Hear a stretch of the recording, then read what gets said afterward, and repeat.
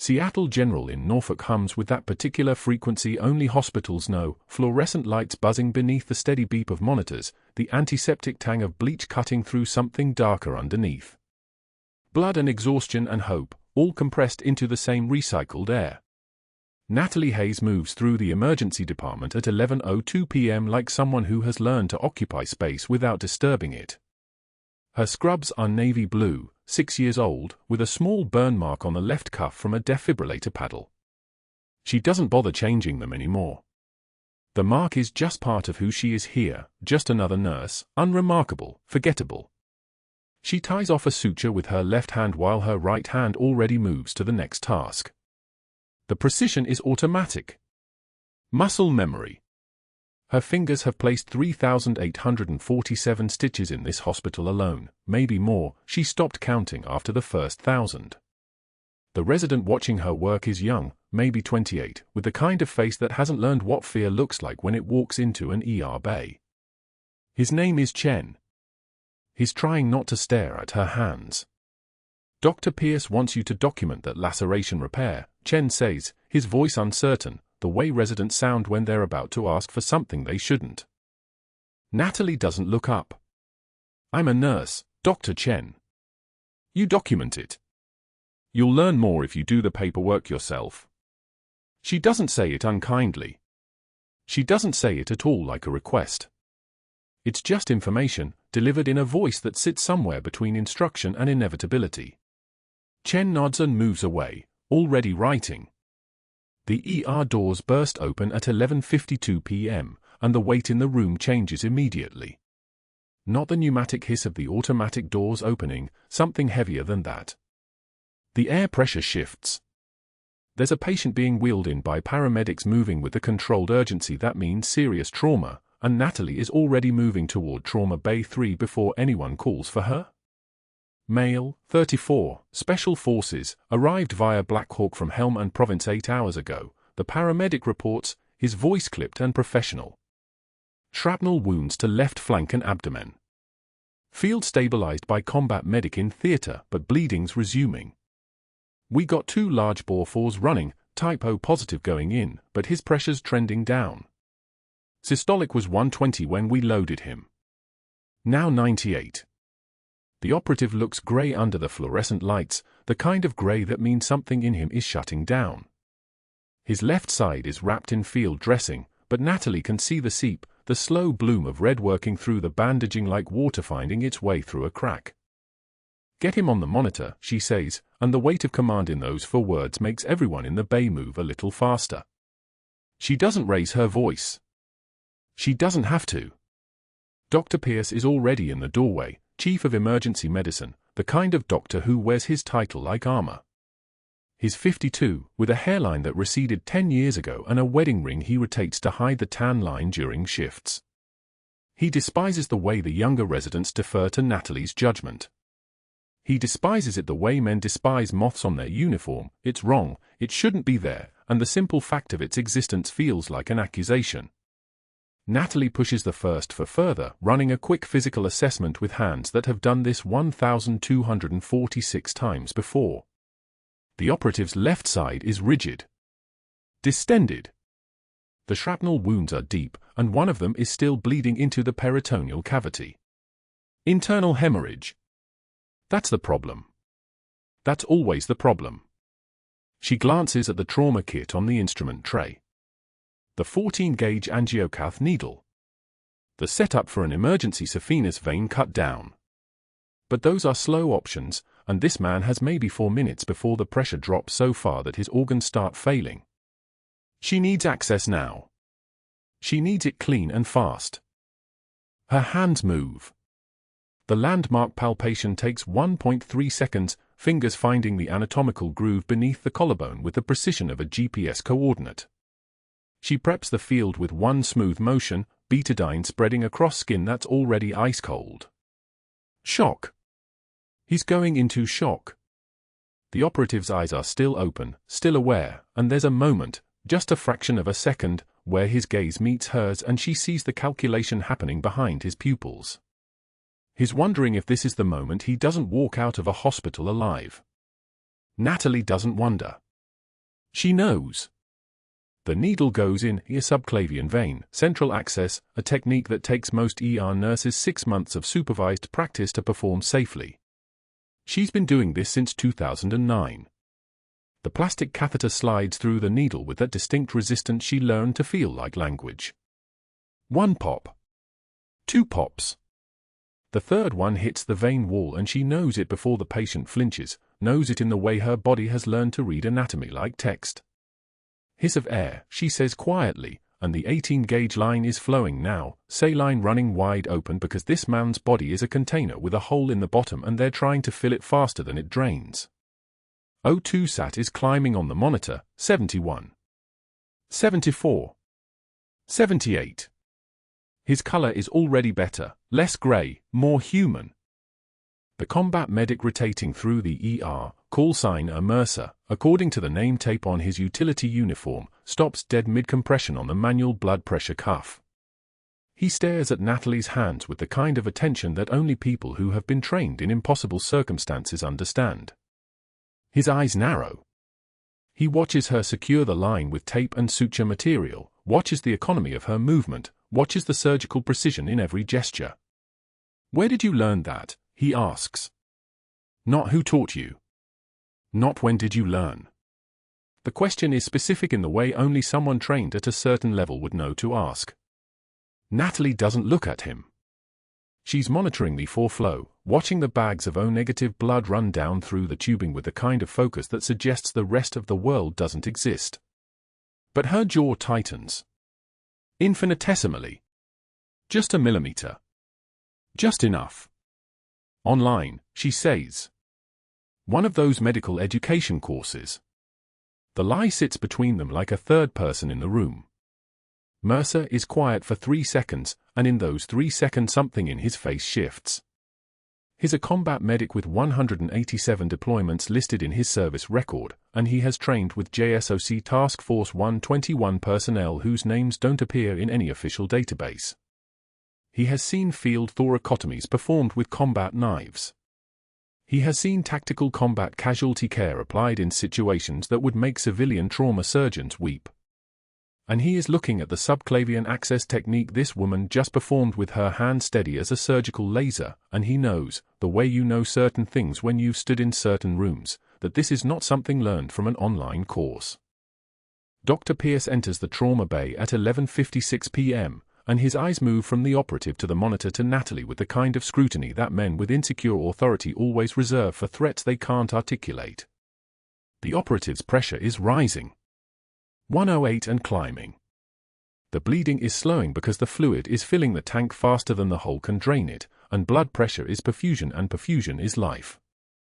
The vitals are trending right. Good work, Pierce says, and the words are small, rationed, delivered the way someone distributes currency they don't want to spend.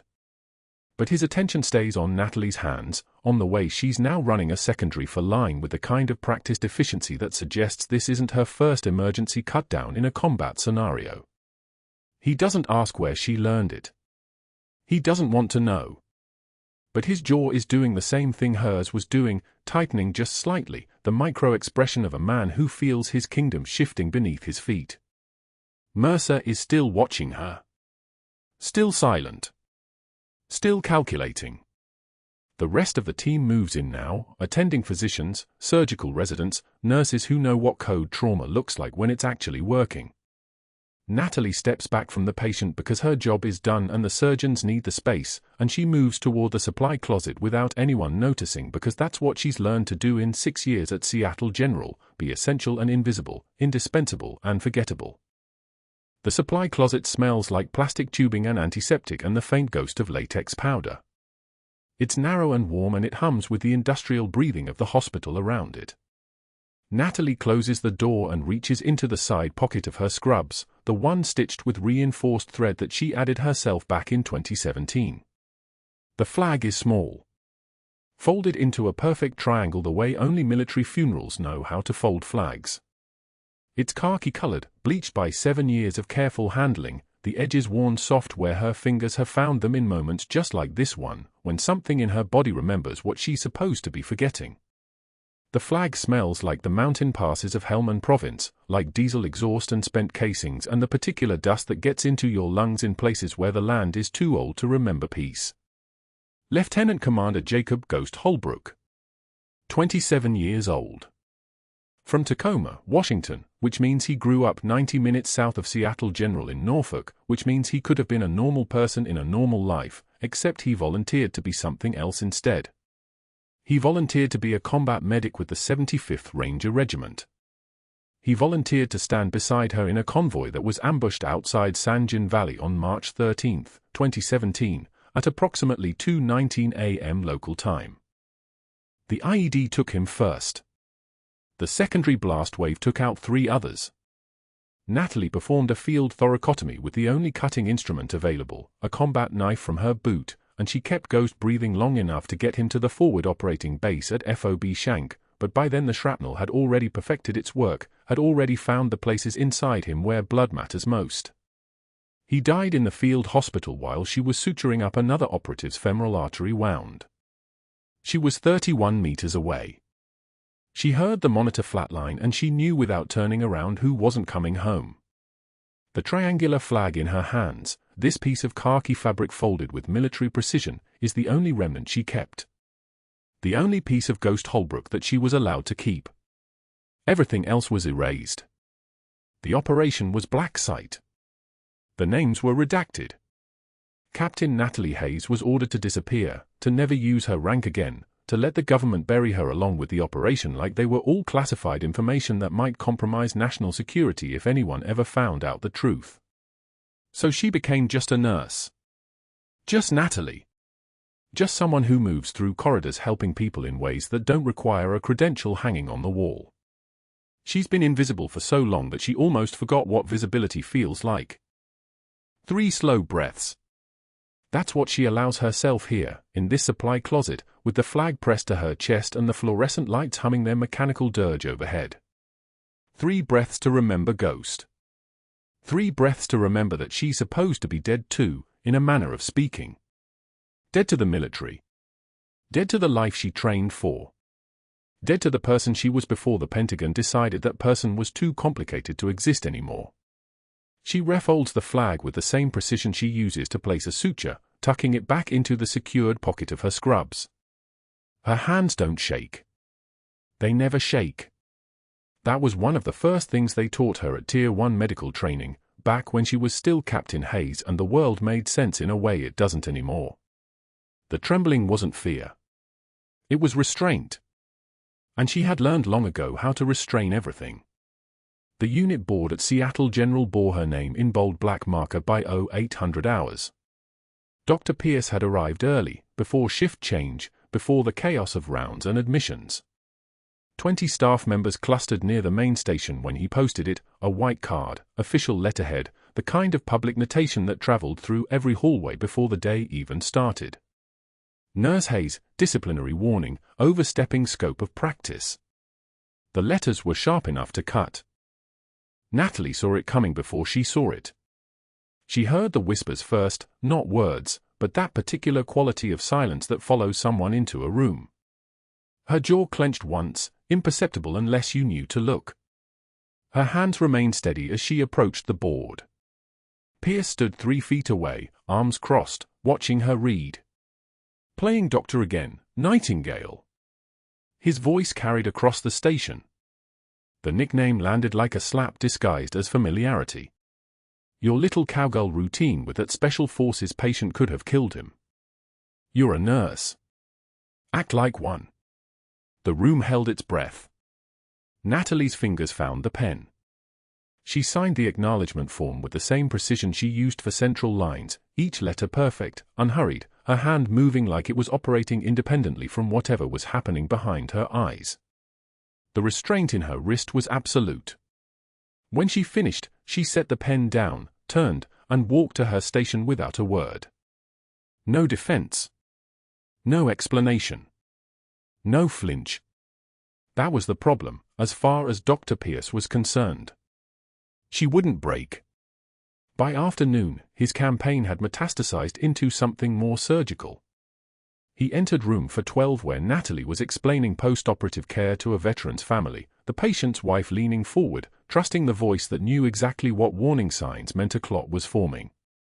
Pierce positioned himself between Natalie and the bedside like he was claiming territory. "I'll take over from here," he said, not looking at Natalie. Nurse Hayes tends to overcomplicate things she doesn't fully understand. Medical school wasn't in her budget, I suppose. The wife's eyes flickered with discomfort. The veteran, a man with a sleeve tattoo of a hawk and the kind of bearing that suggested he'd worn something heavier than a hospital gown, watched Natalie's face, waiting to see if she would respond. She didn't. Her expression remained neutral, the way a professional's did when they understood the game being played and had decided not to play. She nodded once and left, moving past Pierce without acknowledgement, her presence withdrawing like a tide. The whispers followed her through the halls like exhaust. By the time she reached the break room at 1430 hours, the damage was already done. Natalie set her lunch on the small table near the window, a container of rice and vegetables, nothing that required attention, just something to occupy the space of a break. She'd barely pulled out the chair when the exodus began. Sarah from pediatrics remembered a phone call. Marcus from surgical needed to check on a patient stat. Jennifer simply stood, gathered her belongings, and walked out without explanation. Within 30 seconds, Natalie was alone.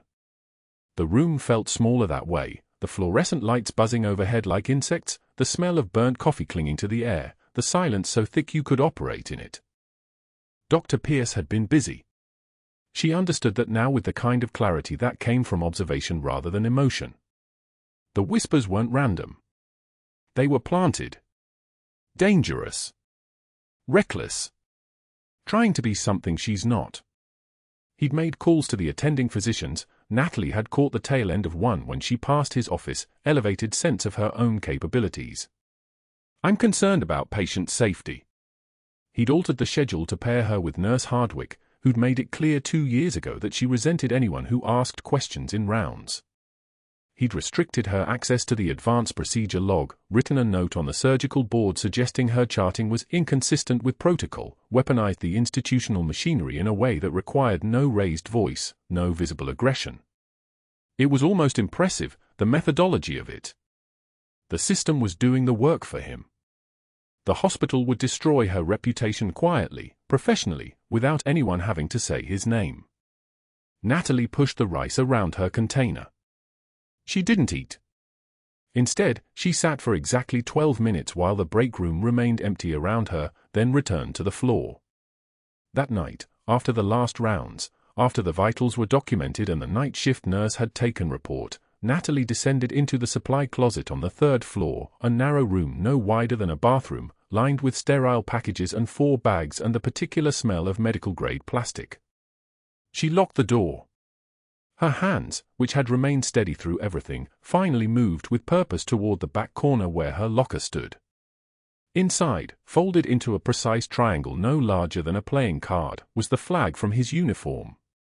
Not a full flag, that would have been too conspicuous. Just the piece, the small triangular remnant that had belonged to the man who died when the convoy was ambushed outside San Jin, the one whose blood had dried on her boots before she'd ever known she'd have to disappear. She held it for exactly 3 breaths. Slow. Deep. The kind of breathing taught in rooms with cinderblock walls and instructors whose names were call signs. In. Hold. Out. Her vision didn't blur. Her chest didn't tighten. The trembling wasn't fear. It was restraint. Years of it. Layers of it. She tucked the flag away again, locked the locker, and climbed back up into the fluorescent brightness of the hospital. By 02:30 hours, the ICU had settled into that peculiar quiet that belongs only to hospitals at night, a landscape of machinery breathing for people, monitors tracing the electrical whispers of hearts, the world reduced to the soft hiss of ventilators and the periodic beep of alarms set to thresholds that meant nothing until they meant everything. Natalie stood at the nursing station reviewing the chart for room 7, the patient they'd brought in yesterday. The one who'd triggered something in the combat medic's eyes that she'd learned, a long time ago, not to acknowledge. Federal protection, the chart said. John Doe. Male. Age classified. She was checking his oxygen saturation when she noticed the security camera in the hallway, the one positioned to cover the stairwell entrance to the ICU. It wasn't pointing at the door anymore. It was angled toward the supply room, a shift that would have taken 2 seconds, maybe 3.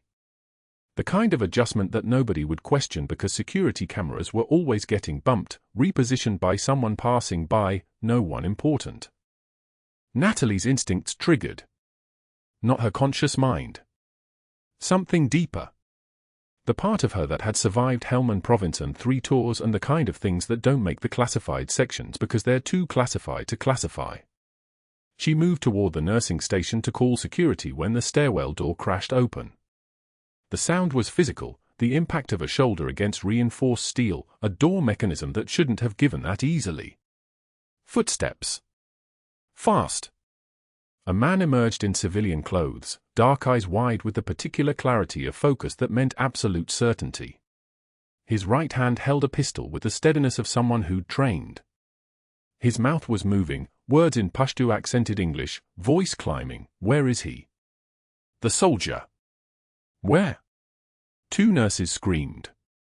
The sound cut through the monitors and ventilators and the ambient hum of the ICU like a blade. They ran. Feet on tile, rapid, retreating. The gunman moved toward room 7 with a kind of purpose that meant he knew exactly where he was going. Muscle memory took over. Natalie's body moved before her mind caught up. She stepped directly into his path, hands visible, palms open, voice calm the way you talk to someone defusing a bomb or standing at the edge of a building, quiet, measured, the voice that suggests there's still a choice. You don't want to do this. Security is already coming. The lie bought 2 seconds. Maybe 3. His weapon rose. She saw his finger find the trigger guard, the micro-adjustment that meant he was past decision and moving toward action. Time compressed. She wouldn't make it to cover. The equations were simple. 2 shots cracked the air like the world breaking in half. The first round punched through the window behind her, shattering tempered glass into 1,000 pieces that fell like rain. The second hit her left shoulder, a point of impact that registered first as pressure, then as heat, then as wrongness spreading down her arm. She spun sideways, the momentum carrying her into the doorframe of room 7. Her vision didn't blur. Her breathing didn't stop. The blood spreading across her scrubs was just information. Pain is data. The gunman advanced. Natalie backed into the patient's room, using her body as a shield for the bed. A panicked second-year resident, Martinez, new from his surgical rotation, eyes wide as dinner plates, was frozen behind the patient's head, hands gripping the bed rail like it might save him. Tourniquet, Natalie said through gritted teeth. On me. Now. Her hands, steady despite everything, steady because of everything, guided his trembling fingers through the procedure. Apply pressure here. Yes, harder. The foot tubing in her right hand went around her upper arm just below the shoulder, wound, tightened, knotted. A one-handed tourniquet, the kind they taught only to people who were expected to survive injuries that should have killed them. Blood pooled on the linoleum in a circle that was growing too fast, the ammonia-sharp smell of it mixing with the antiseptic reek of the hospital. The gunman reached the doorway. Natalie positioned herself between him and the patient one final time, and then the sound of boots, rail boots, purposeful boots, the kind worn by people trained for exactly this scenario, filled the hallway. 3 hospital security guards, 2 of them armed, tackled the shooter from behind. The weapon clattered across the floor. The man went down screaming in Pashto. Natalie's vision was starting to tunnel at the edges, the world contracting into a pinhole of absolute necessity. She looked at Martinez. She looked at the patient, whose monitor still traced a steady rhythm. She looked at her arm, where the tourniquet was holding. Everything secure. Everything contained. Call trauma surgery, she whispered. Tell them. Her voice was already sounding distant, like it was coming through water. Tell them Captain Hayes is inbound. The words were out before she could stop them. Years of protocol shattered in a single sentence. But no one was listening anymore. Her vision had already gone black, and the floor was coming up to meet her, and somewhere in the hospital Dr. Pierce was reaching for his phone to make calls to the board, to frame this moment as recklessness, as vigilantism, as exactly what he'd said she was: someone dangerous, someone out of control, someone who needed to be removed. He had no idea what was about to arrive. The doors burst open at 2:37 in the morning. Not a code. Not a page. A gunshot. Raw and sharp and wrong in a way that made every alarm in the ICU freeze mid-beep. Natalie's head snapped up from the medication cart before the second round fired. Her hands didn't shake. Her breathing didn't spike. She simply moved, the way someone moves who has practiced catastrophe until it became muscle. The intruder was tall, maybe 6'3", with a jacket hanging loose and a Glock 19 held in both hands like he'd watched YouTube tutorials and nothing else. He was scanning the room. Looking. Hunting. His eyes locked on Trauma Bay 4, where the Special Forces operator lay post-op, still sedated, still vulnerable, his left side wrapped in compression dressings that were holding a field thoracotomy closed with sutures that Natalie herself had placed while his blood cooled on her gloved hands 22 hours earlier. The resident, Dr. Morrison, fresh out of Johns Hopkins, maybe 28 days into his rotation, froze. That was the moment most people broke. The moment between awareness and response. Natalie didn't pause there. She stepped into the space between the intruder and the patient like she was moving through water that only she could feel, her small frame crossing the monitored distance in 3 strides, and her voice dropped into a register that didn't sound like it came from a 5'6" trauma nurse at all. Stop. Don't. The shooter turned. That was his mistake. He was expecting compliance. He wasn't expecting her to be already moving. The first shot came at chest height. Natalie had milliseconds to recalibrate her trajectory, and muscle memory took over, pure, irreversible. 7 years of combat medicine crystallized into a lateral shift that put her shoulder exactly where her torso had been. The bullet shattered the window behind her, a spiderweb of cracks blooming across reinforced glass, and the cold night air rushed in like a presence, like something with weight and intention. She didn't stop moving.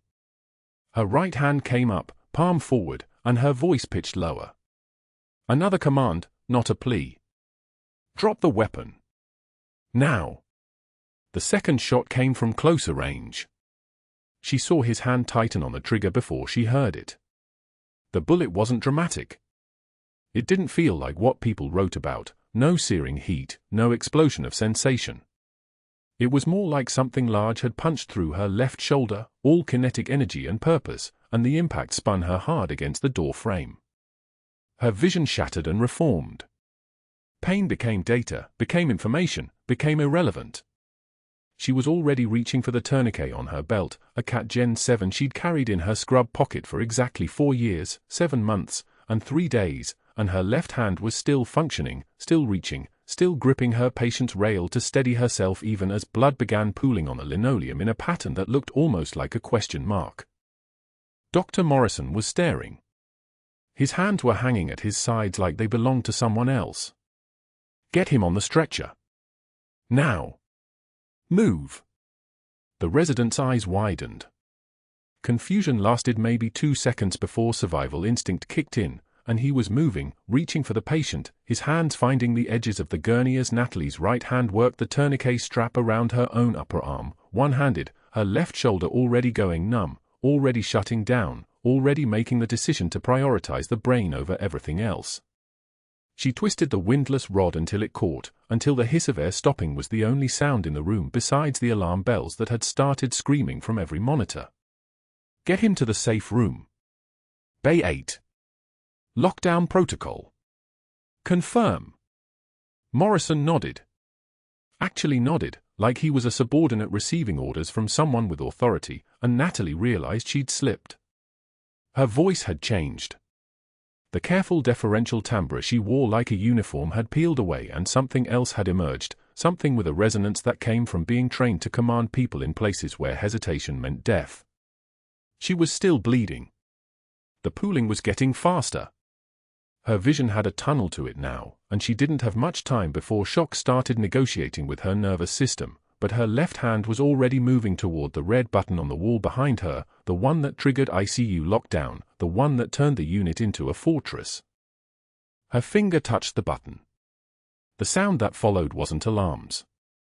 It was the electrical systems engaging, doors sliding shut with a pneumatic hiss, and somewhere in the building, security got a priority alert that said, "Active threat.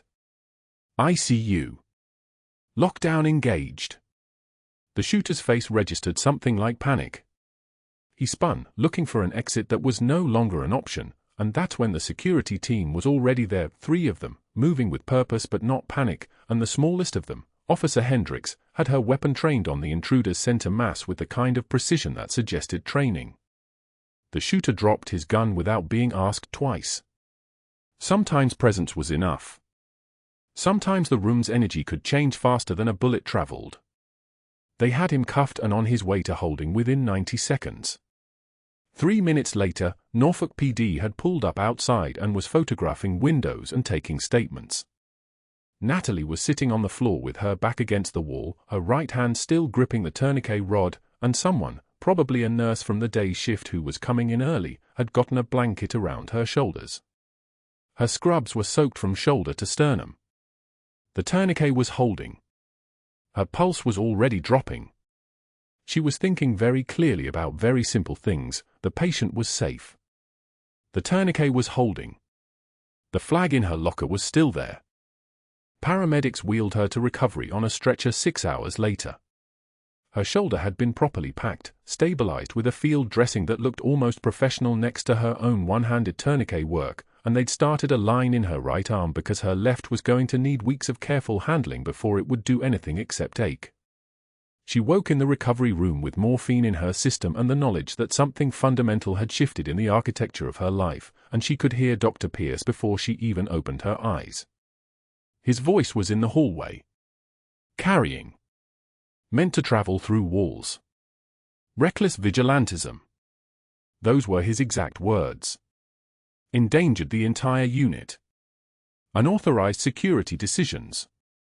She could hear him pacing. The rhythm of his shoes on linoleum was consistent, aggressive, the pacing of someone building momentum for a strike. He was on his phone. His voice had the particular register of someone talking to people who mattered. People who could sign things. People who could make official decisions. "I'm recommending immediate termination." She broke protocol. She created a dangerous situation. Liability nightmare. Natalie kept her eyes closed. Her shoulder was a separate entity now, something that belonged to the morphine, something that was having its own experience in another part of the hospital. Her right hand was steady when she opened her eyes. Not a tremor. Not a wavering. Just the palm of someone resting on a hospital bed rail, the nails still clean because muscle memory included hygiene even in crisis.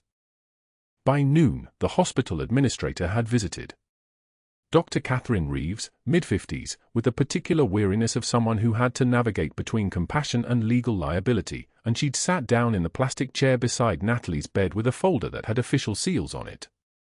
"Natalie, I'm placing you on immediate suspension pending investigation." The official citation is, engaging armed intruder contrary to hospital protocol, creating dangerous situation, unauthorized security decisions. "We need to understand your thinking before we can move forward."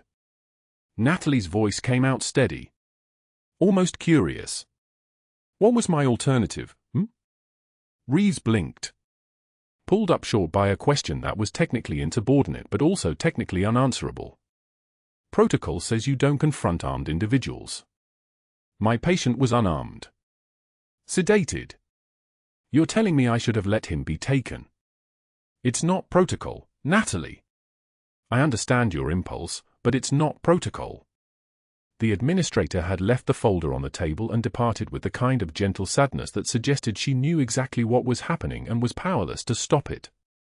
By evening, the institutional machinery had accelerated into shapes that Natalie recognized. Dr. Pierce had called in favors. He'd reassigned her entire support network, the nurses who respected her, who asked her opinion, who understood that experience meant something. He'd had IT restrict her badge access remotely, which meant her locker was now inaccessible, which meant the folded flag, the remnant of Sergeant Marcus Webb, her team leader, a man who had died while calling out coordinates to protect a convoy that Pierce probably didn't even know the names of, was locked away in a building she could no longer enter. He visited her room once.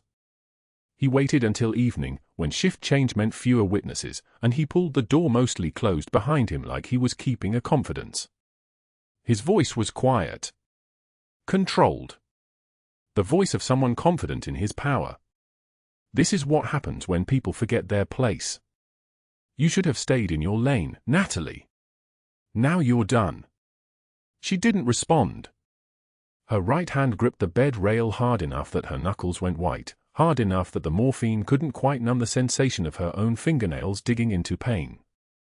After he left, she stared at the ceiling for 3 hours without moving, and somewhere in the dark corners of her mind, she understood that this was the moment. This was the bottom. This was the weight of every rule she'd broken just by existing, every boundary she'd crossed just by knowing what she knew, every second of her past that had caught up to her in a hospital parking lot where nobody remembered her name. The recovery room fluorescent lights hummed their mechanical song, and Natalie's left shoulder felt like someone had replaced the bone with broken glass and rage. 6 hours post-op. The surgical dressing was the size of a dinner plate, packed tight with gauze that still held the copper smell of her own blood. She could move her fingers, good sign, no nerve damage, but movement sent lightning up her arm and into her chest cavity where the second bullet had punched through soft tissue and stopped millimeters from her subclavian artery. She'd been lucky. The operative word was lucky. The morphine drip kept the worst of it at bay, but Natalie had learned long ago that pain was information. The ache told her the surgical site was intact. The burning told her the sutures were holding. The dull throb in her bicep told her the soft tissue was already starting its inflammatory cascade, which meant the antibiotics were working and the infection risk was dropping from critical to manageable. She stared at the 4 line in her right hand, a 20-gauge peripheral catheter, poorly placed, the tape already starting to wrinkle, and thought about how hospitals never learned that nurses knew how to start their own lines better than half the residents who did it. Down the hallway, Dr. Pierce's voice cut through the wall like a surgical blade. He was on his phone, and he wasn't bothering to whisper. His words came in sharp, practiced bursts, the language of a man who had spent considerable time on conference calls with hospital administration. It was reckless vigilantism, he was saying. Absolutely reckless. She stepped into an active shooter situation without proper training, without authorization, without regard for protocol. She endangered the entire unit. The entire ICU. A pause. Yes, I understand she prevented a worse outcome, but the hospital's liability exposure is catastrophic. What if she'd been killed? What if the patient had been hit? What if she'd interfered with security's response? Another pause, longer this time. The precedent we set by not holding her accountable is that nurses can take independent tactical action whenever they feel the impulse. Do you understand what that opens us up to? Natalie's jaw clenched. The pain spiked, a small price for the clarity of rage. She'd stepped between a shooter and a helpless patient, and somehow that had become a liability problem rather than a life-saving action. She'd kept her breathing level. In, hold for 4, out for 6. The same pattern she'd taught a 19-year-old Marine whose legs had been blown off by an IED outside Sanjin Valley. That kid was alive because she knew how to keep moving when everything was falling apart. The voice on the other end of Pierce's phone must have asked for something, because he answered, within the hour. I'm preparing documentation now. She violated direct protocol, she engaged in an authorized medical intervention beyond her scope of practice, and she created a hostile work environment by her insubordination. He laughed, actually laughed. No, she hasn't said a word. Just the 1,000-yard stare. That's the thing about people like her, they think silence is dignity. But it's actually just guilt. People like her. Natalie kept her breathing level. In, hold, out. The morphine was strong enough that she could watch her own fury from a distance, like observing a patient's vitals on a monitor. Elevated. Spiking. But controlled. The paperwork arrived at 3:24 p.m., delivered by a hospital courier who looked genuinely uncomfortable handing it to her. Official letterhead from Seattle General Human Resources. The letter was dated that morning, which meant the decision had been made before she'd even woken up from anesthesia, before the surgeons had even finished closing the incision in her shoulder. Immediate suspension pending investigation, the letter read. All credentials must be surrendered within 24 hours. Hospital badge, access credentials, parking pass. You are prohibited from entering Seattle General property without express written permission from the Chief of Hospital Administration. There was more. There was always more in bureaucratic exile. During the period of suspension, you will not be permitted to perform any duties related to your employment. Your health insurance benefits remain in effect during the investigation period, not to exceed 60 days, after which all benefits will be terminated unless you are reinstated. 60 days. They'd given her 60 days to be exonerated or destroyed, which meant they'd given her nothing. Investigation findings took longer than that. The review board met monthly. If they didn't clear her by the time the insurance clock ran out, she'd have no coverage for the surgical follow-ups her shoulder would need. But there was one more paragraph, printed in bold italics, that landed like a punch. Any violation of this suspension order, including unauthorized entry onto hospital grounds or contact with hospital staff, will result in immediate criminal trespass charges and potential civil liability suit against you personally.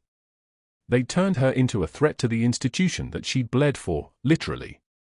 The irony was the kind that made you laugh if you let yourself, so Natalie didn't let herself. 40 hours after the shooting, she was in the hospital laundry room. The basement level where nobody went voluntarily. The fluorescent lights flickered with the consistency of a dying heartbeat. Industrial washers hummed and vibrated.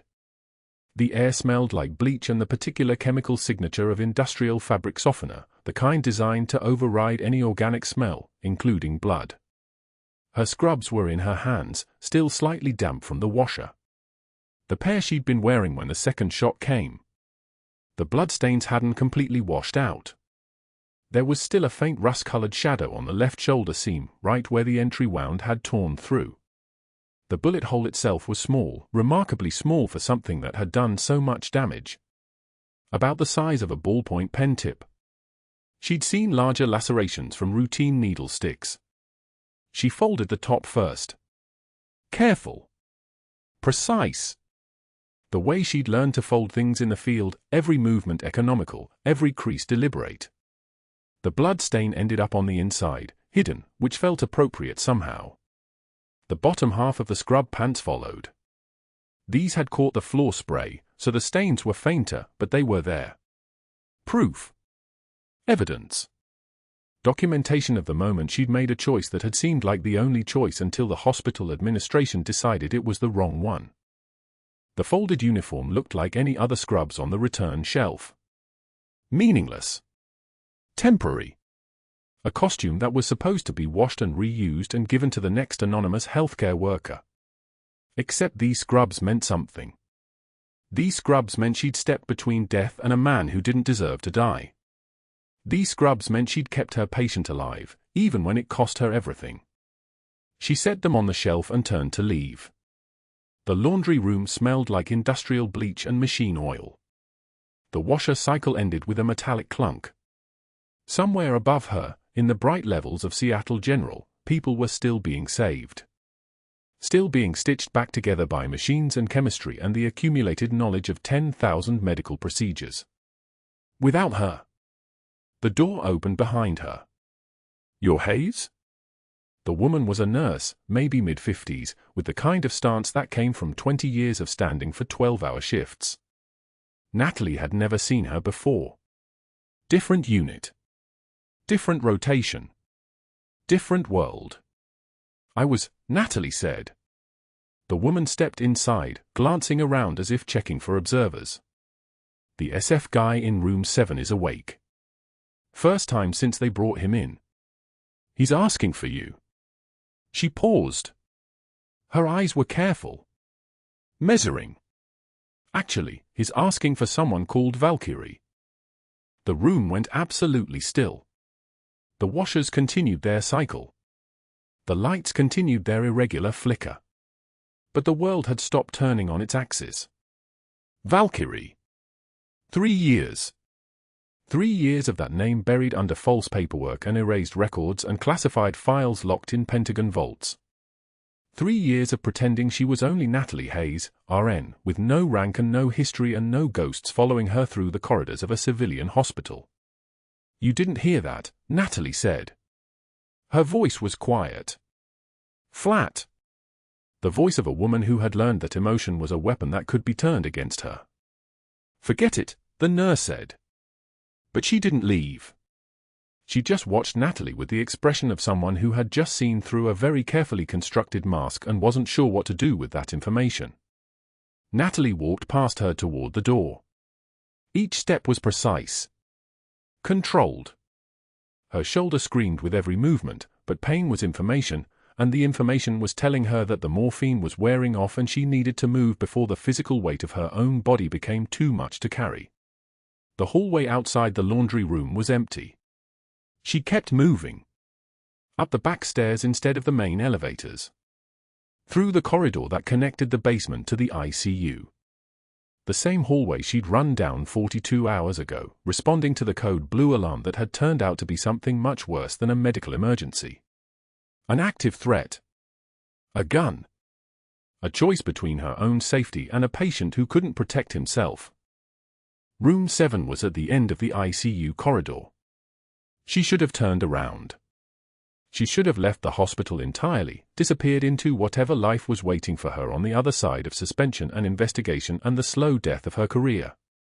She should have done a lot of things. Instead, she pushed open the door. The Special Forces operative's eyes were open. Lucid.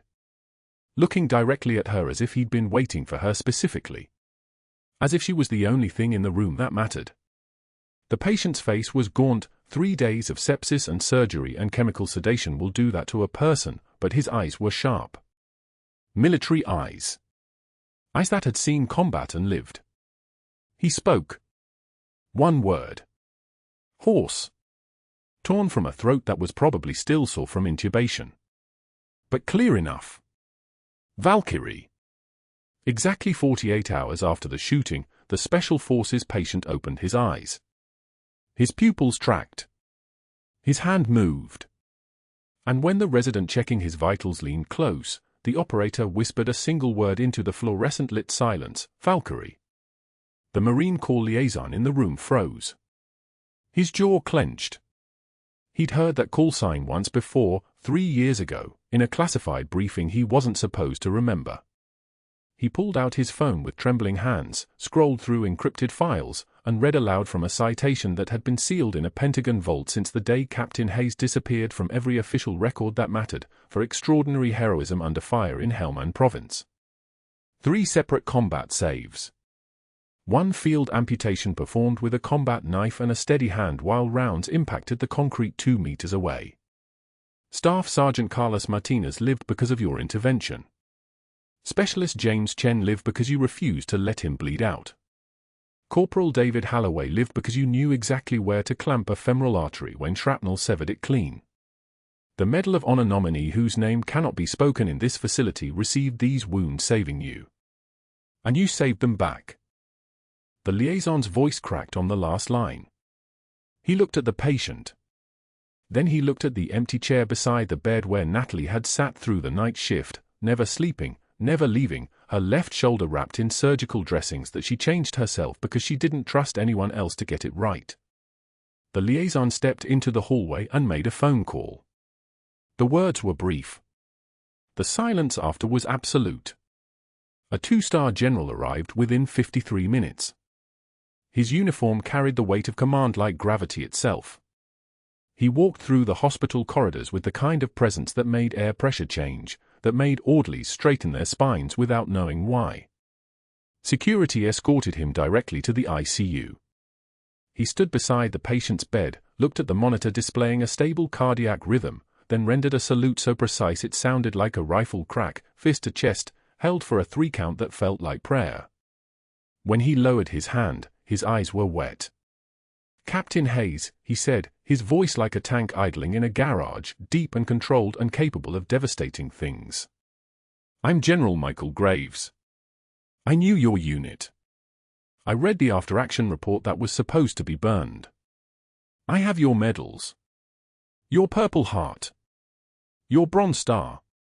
Both sealed. Both waiting." Natalie stood in the doorway.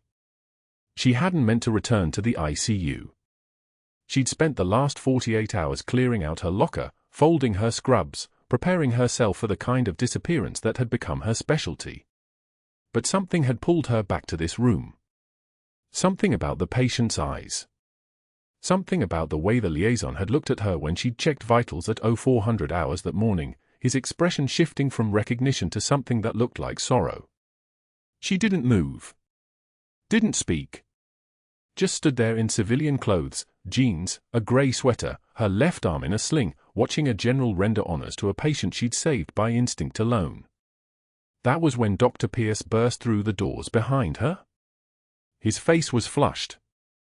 His hands were clenched into fists that trembled with an anger so hot it seemed to radiate from his skin. "What is this?" His voice cracked like a whip. "What theater are we performing here? General, with all due respect, this woman is under investigation for reckless endangerment. She has no credentials. No authority. She saved that man's life," the general said, turning slowly. His movement was measured. His calm was the kind that comes from having already survived the worst. "So why are you addressing a decorated officer with such disrespect?" The silence that followed was so thick you could operate in it. Dr. Pierce's face went pale. He opened his mouth. Closed it. Opened it again. I had no way of knowing, her credentials never indicated, this is highly irregular. "You had a Medal of Honor nominee on your staff," General Graves said, his voice dropping lower, becoming more dangerous with each word. "And you treated her like contaminated equipment." Dr. Pierce turned to leave. His hand was already reaching for the door handle when the general's next word stopped him mid-motion. "By the way, doctor, you're going to want to check your email. The hospital board has already contacted me. Your employment is terminated effective immediately. For cause. No severance." That evening, the real reckoning began. A nurse who'd witnessed Dr. Pierce's cruelty in the break room, seen him mock Natalie's surgical knowledge, heard him call her just a nurse while staff scattered like startled birds, uploaded cell phone footage she'd recorded weeks earlier. The video was grainy but clear. Dr. Pierce's voice echoed through the corridor, screaming at Natalie in front of patients, "You're just a nurse. Know your place." His finger jabbed toward her chest. His face was twisted with a rage that looked almost feral. And Natalie, standing perfectly still, her jaw clenched, her eyes flat as winter, didn't flinch. Didn't respond. Just let the toxin pour out and run off her like water off armor. The video spread through the hospital network like wildfire. Then to medical forums. Then to social media. Within 24 hours, it had reached Dr. Chen, the legendary emergency medicine surgeon who'd mentored Pierce through residency, who'd written his letters of recommendation, who believed he was raising a young physician worthy of the calling. Dr. Chen called the hospital board directly. His voice on the recording was cold enough to frost glass. "I taught him medicine. I did not teach him to be a tyrant. I did not teach him to terrorize skilled staff or to weaponize institutional power to settle personal grievances. I am formally disowning my association with Dr. Pierce and calling for a full board review of his employment history." The call lasted 47 seconds. By the next morning, 17 additional complaints had been filed. Complaint staff had been too afraid to make while Pierce still held power. The attending physicians came forward. The residents came forward. The custodian who'd overheard him mock Natalie's accent came forward. His house of cards collapsed in 72 hours like a structure made of nothing but arrogance and lies. The medical board suspended his license pending formal investigation. Seattle General terminated his contract for cause. Security escorted him from the building by 1600 hours on a Thursday. The same security guards who'd responded to the ICU shooting, the shooting where Natalie took a bullet while Dr. Pierce hid in his office, flanked him to the parking lot. His final view of Seattle General was through the rear window of his car, watching the building shrink in the distance like a life he'd already lost. 6 months later, Dr. Pierce stood in front of a community college classroom in a strip mall on the outskirts of Norfolk, teaching CPR basics to a certification class of 14 people who didn't know he'd ever been anything more than what they saw, a man in scrubs pointing at a CPR dummy, demonstrating chest compressions with the mechanical precision of someone who'd forgotten why medicine mattered. His medical license was restricted. He'd never practice clinically again. He'd never write prescriptions or make diagnoses or hold a patient's hand in crisis. He taught CPR for $14 an hour, and no one in that classroom knew they were learning from a fallen god. At Seattle General, Natalie stood in dress uniform, blue sharp enough to cut, medals placed with perfect precision over her left chest. The hospital had created a memorial garden for fallen service members. The folded flag, the one she'd carried for 3 years, the one that belonged to Staff Sergeant Carlos Martinez, the one that had been her only thread to the person she'd been before she disappeared, was finally laid to rest in a glass case at the garden center. His name was engraved below in bronze letters, Carlos Miguel Martinez, 1989 to 2019, in service and in memory. Natalie rendered a final salute. Her hand was steady. Her eyes were dry. The salute held for a 3 count that felt like closing a book you'd read 1,000 times in the dark. When she lowered her arm, a hospital administrator approached. "We'd like you to stay," he said quietly. "Not as a nurse. We'd like to offer you the position of Director of Emergency Medicine. Full authority. Clean slate." Natalie considered this. She considered the weight of titles, the comfort of staying, the machinery of institutional power she'd just watched destroy a man who had no skill for anything but cruelty. She shook her head. "I appreciate it. But I think I've done enough hiding." She'd accepted a position training combat medics at Fort Bragg. Instructor, Medical Operations. Teaching the next generation the skills that saved lives in Helmand Province, the skills she'd learned when she was someone else entirely, someone with a rank and a unit and a name that could be spoken aloud. As she walked through Seattle General one last time, a young nurse, someone she'd never spoken to, someone who'd only heard the story filtered through gossip and video clips and hushed conversations in the break room, stepped into her path. The nurse's hands were shaking slightly. Her eyes were bright with something that looked like awe. "Thank you," the nurse said quietly, "for showing us what courage looks like." Natalie paused. Her composure was absolute, but something shifted in her expression, something that looked like recognition. "Courage isn't about credentials on a wall," she said, her voice dropping into that lower register, the one she'd learned to use when command mattered more than anything else. "It's about showing up when it matters." She stepped into the sunlight outside. The Norfolk morning was bright and sharp and clean. Behind her, Seattle General was already moving toward something new. Toward healing. Toward the kind of culture where the quietest person in the room wasn't silenced, but listened to. In his apartment across the city, Dr. Pierce scrolled through job postings. Medical assistant positions. Entry-level. No supervisory roles.